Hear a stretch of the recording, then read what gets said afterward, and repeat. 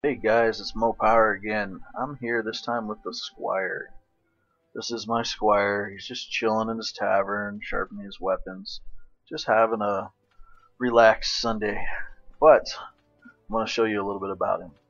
First, we'll go over the different towers he's got. These are the four for the Squire. But before I talk about those, I'm going to give you a brief overview of who the Squire is. Now, it says that he's a sturdy melee hero. His primary attack deals physical damage. Secondary attack raises his shield and greatly reduces incoming frontal damage. And the lore is pretty interesting. It says he's brave, noble, and just a teensy bit egotistical. The Squire faces enemies head-on and acts as a living shield for his allies. So that's pretty cool. He's the other melee hero. The Monk is a hybrid melee ranged. He can both fight with his melee staff and then shoot chi at the enemies as well. The Squire's all about getting in their face and either blocking the damage, controlling the bigger mobs, or just slicing and dicing. So we'll talk about his abilities. His number one ability is Sword Beam. You can read this if you want, but pretty much it just shoots out a beam of energy, does magical damage. It's pretty neat. It'll go through a few different mobs. Then you've got Provoke. It makes him take less damage, he moves a little quicker, and he does more damage, but the main thing is that it taunts the mobs around him.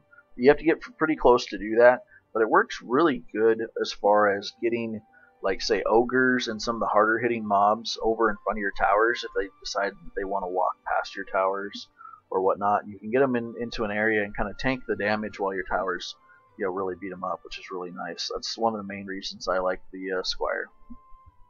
Now his third ability, Seismic Slam. Pretty much, and I'll show you these real quick. It does an AoE, and it stuns the mobs around them as well, but it does damage, which is pretty nifty. So you've got number one ability. It's pretty cool. You can shoot it up in the air and hit flying units, and it'll go through a few mobs and whatnot. You've got Provoke, which you won't see the debuff because I don't have anyone here. But he moves around quicker, and he takes less damage, does a little bit more damage, which is pretty spiffy in my book. But when you taunt the mobs, they'll have like a kind of weird effect above their head. It looks just like black squiggly lines, pretty much. But you'll know they're taunted, and they'll start coming after you, which is pretty neat. So, and then the other one, this is one of my favorite abilities. Pretty cool. And it'll stun all the mobs in the lane. It doesn't do a whole lot of damage, well, especially mine because I'm tower spec, but it's pretty cool. I really like it. It provides some CC and allows you to slow down mobs and whatnot, buy you some time. So overall, I really like the Squire. I'm actually leveling another Squire right now as a pure DPS character, so I really enjoy him. Let's talk a little bit about his towers. If you play DD1, some of these are going to look very familiar. You got your spike blockade, you got your cannon turret, you've got your harpoon turret, and then, well, they call it a ballista in this one. And you've got your training dummy, aka the slice and dice. The neat thing about that is you can actually kind of get it going on your own. The more it gets attacked, the more it spins and does damage. Right now, I don't really have hardly any use for it in my builds. It's got less health than the walls do, and it doesn't do that much damage, and it only really works for mobs that come up right to it. So there were a few times I used it, but overall I find the other three towers to be more useful. Okay, you need to stop spinning, buddy. He takes a while. So I'll drop him again here. You gotta do him away from you, otherwise you won't see him. Alright, slow down, buddy. Chill out. Okay. So I'm going to show you something that's really neat about Dungeon Defenders 2 is as you upgrade the towers, they actually change in appearance. Now, there's a couple of them that look the same. These are all unupgraded. You can notice above their names there's no ranks. So we'll start with this guy here. We'll upgrade it once. You see it kind of changed. It's got more wood on it now. I'm going to put the default one here so you guys can kind of compare. See, it starts off, it's just wood barricade. It's got a little bit of metal spikes, but it's mostly wood. Then over here you've got some more metal on it. The braces have gone a little bit more metal. We'll upgrade it again. Now the second and third ranks, they look the same as the third and fourth. So this next one actually makes it look really badass in my opinion. I mean, that's not something I'd want to tangle with. And it's got these big beefy braces on the back. And then you go up one more to star, it doesn't really change. But it does get more damage and more health each time. I mean, we're up to 12.3 thousand from 6,000, so that's pretty cool. Now the cannon, I'm gonna leave this here so you guys can compare. You know, it starts off, you know, you've got, you know, half metal, some wood, and we'll see how it changes. It's got a lot beefier base. It's looking a little bit more badass. Upgrade again. Again, the second and third ranks look the same. I'm hoping they're gonna add in some more changing for the ranks that look the same right now, but mainly that one right there is pretty badass. The top of it actually looks like the Squire, like his shoulders almost, and it's got the Squire shield. It's got his little feather on top, which is just pretty cool. I mean, you know, that's a Squire cannon turret, so it's pretty cool. And if we go up one more time, so it's quite a bit. I mean, this one, he has 925 DPS with 1250 damage, and this guy has 3470 with 3,771 damage, so quite a bit of difference when you upgrade him. Now we've got the ballista, or the harpoon turret, if you're a DD1 guy. So it starts off pretty good. It's mostly all wood. All the middle parts is all wood. You've got rope and everything with a metal base.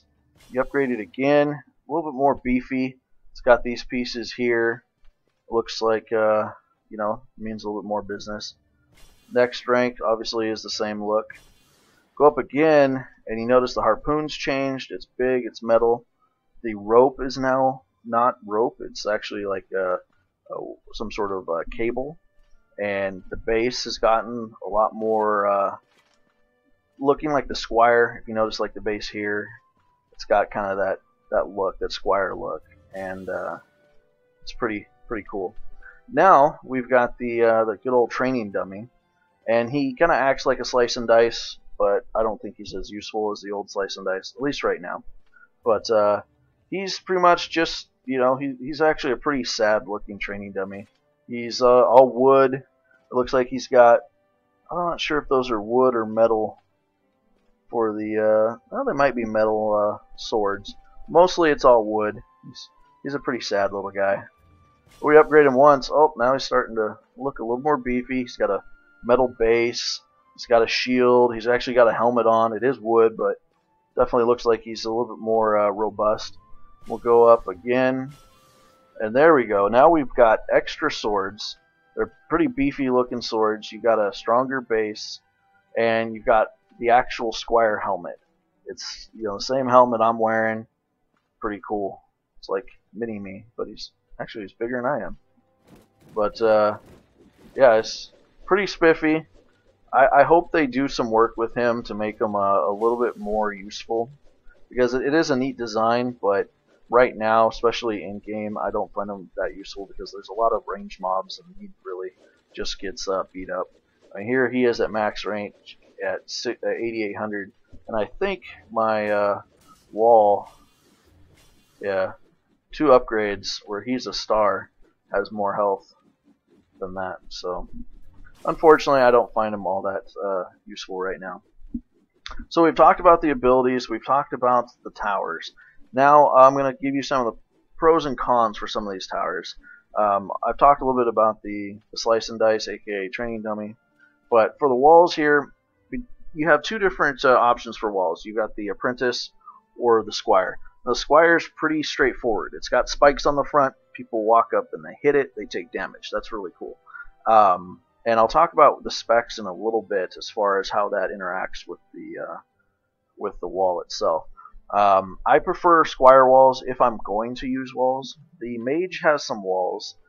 They have lower health, and they have a mechanic where after they take so much damage, they actually break, and then they regen, and they do an explosion as they respawn in. In theory, that's pretty cool, but overall, I find it's caused more problems than it's fixed. Because once that wall drops, all the other mobs just walk right past it. Now, you can do kind of a staggering effect, which I'll talk about a little bit when I do the apprentice video, as far as how to do the walls.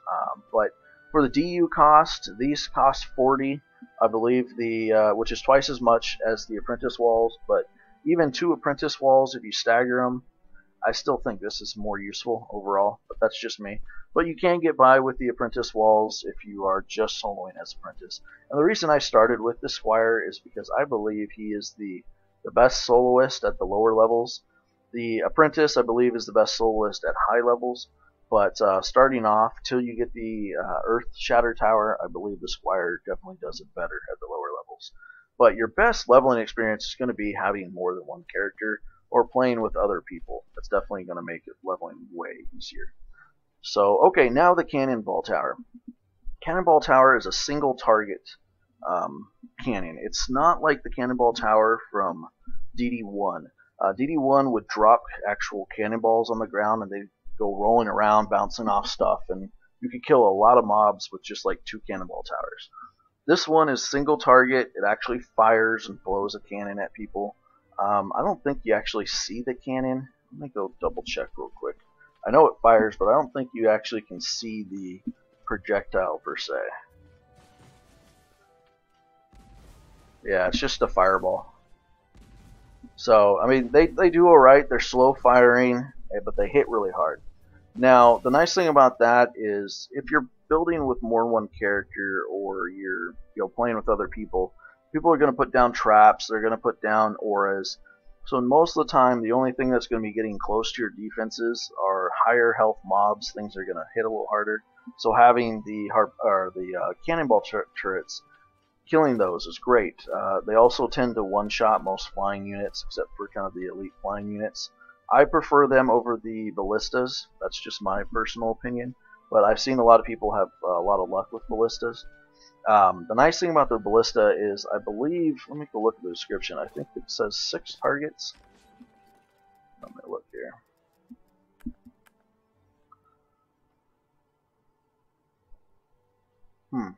Could have swore I read somewhere that it only pierces 6 targets, but it doesn't say on the tooltip. So, but if you can put this in line with a path to where they'll come around a corner and they'll all be kind of a single file, this can really do a lot of damage. But the thing I find about that is, for it to really have that many mobs to pierce, it's got to be super upgraded so it has the range to shoot that far, or you are only soloing with the Squire, because if you're running with auras or traps, there's not going to be that many mobs coming into play close to your defenses into range where the piercing is going to have that much effect.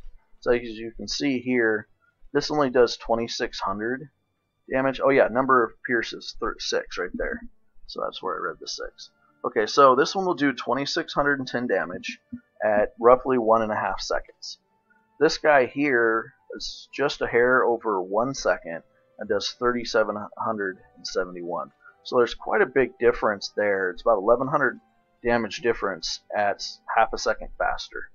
So in my opinion, these work best, but it's all in how you want to build, really.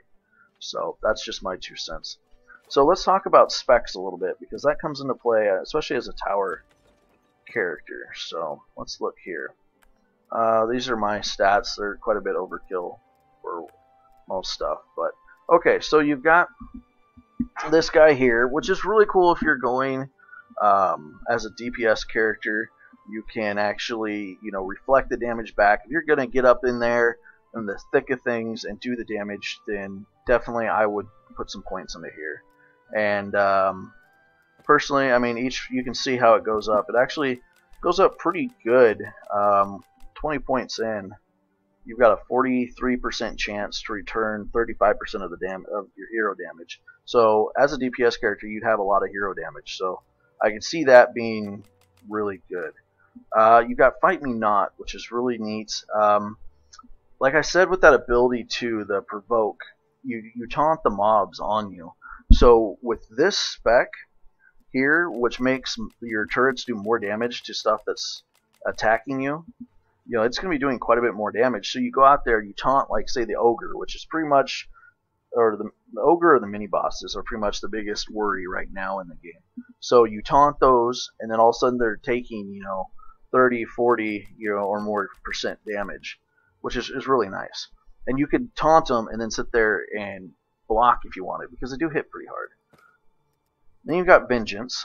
These two here are the ones for the spike blockades. Then you've got one for the spears as well. So Vengeance, percent of the damage taken by a blockade is returned on its next attack. So what's nice about that is it just pretty much ups the DPS of the blockades.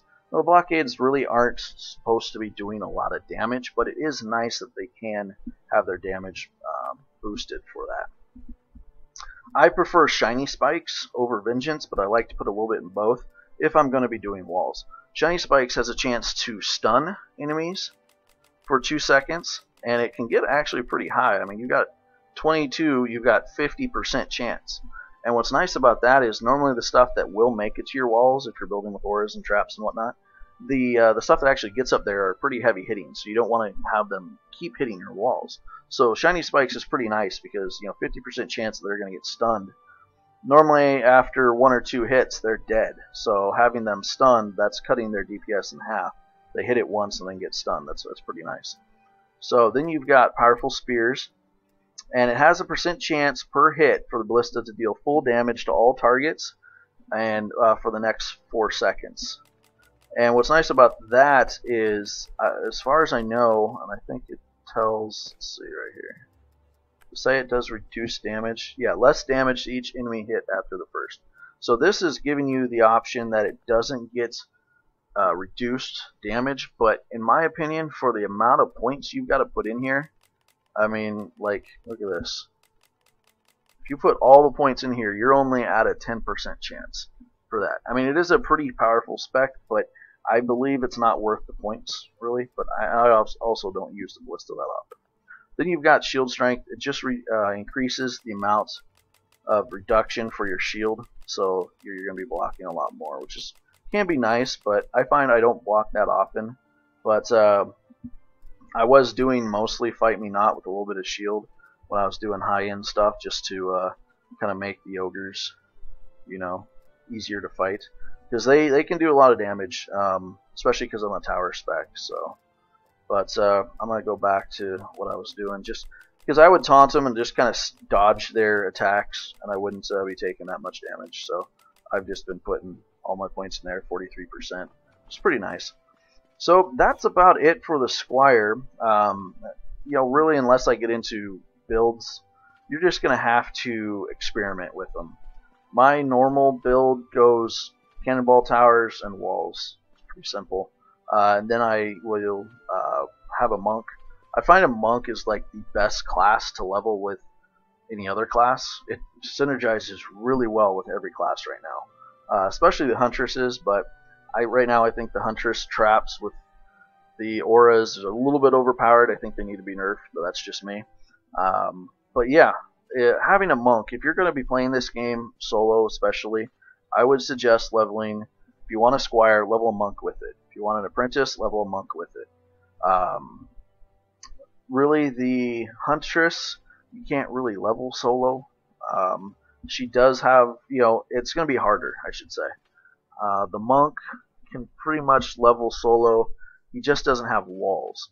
So you would have to put just a whole crap ton of auras, and he could do it. He also has anti-air tower, which is nice, but I would say the two main soloist classes are the Squire and the Apprentice. And I recommend the Apprentice for the first half of the game. Once the Apprentice gets up to like 20 or so, he might be doing better, but I still think the Squire is better for the early game.